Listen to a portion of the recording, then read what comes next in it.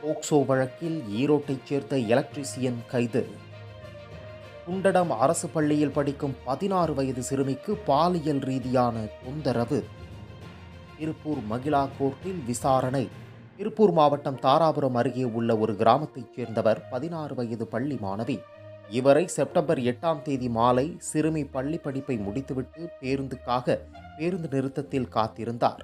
அப்போது ஈரோடு மாவட்டம் பெரியார் நகரைச் சேர்ந்த எலக்ட்ரீசியன் வேலை பார்க்கும் 35 வயதான சஞ்சய் இவர் பேருந்து நிறுத்தத்தில் காத்திருந்த பள்ளி மாணவியை வெகுநேரம் நோட்டமிட்டுள்ளார்.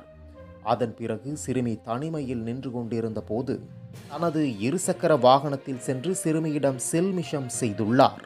இதனால் அதிர்ச்சியடைந்த சிறுமி அங்கிருந்து தப்பிச் செல்ல முயன்றுள்ளார். அப்போது சஞ்சய் தனது இருசக்கர வாகனத்தில் துரத்தி சிறுமியின் மீது மோதுவது போல் சென்றுள்ளார். அப்போது அங்கிருந்து சிறுமி காமக்கொடூரன் சஞ்சயிடம் இருந்து தப்பித்து தனது சொந்த ஊருக்கு சென்று நடந்த சம்பவங்கள் பற்றி தனது தாயிடம் தெரிவித்துள்ளார். உடனடியாக பெற்றோர்கள் தாராபுரம் அனைத்து மகளிர் காவல் நிலையத்தில் புகார் கொடுத்தனர். புகாரின் பேரில் காவல்துறை ஆய்வாளர் விஜயா தலைமையில் மகளிர் போலீசார் ஈரோடு சென்று மறைந்திருந்த சஞ்சயை பிடித்து தாராபுரம் காவல் நிலையத்திற்கு அழைத்து வந்தனர். அப்போது அவர்கள் விசாரித்த போது குண்டடம் பகுதியில் தனது நண்பரின் திருமண நிகழ்ச்சிக்கு தனது மனைவி மற்றும் 2 வயது குழந்தையுடன் வந்ததாகவும், அப்போது திடீரென பள்ளி படிக்கும் 16 வயது சிறுமியை பார்த்தவுடன் தனக்கு ஆசை வந்ததாகவும், தவறாக நடந்து கொண்டதாகவும் தனது குற்றத்தை ஒப்புக்கொண்டார்.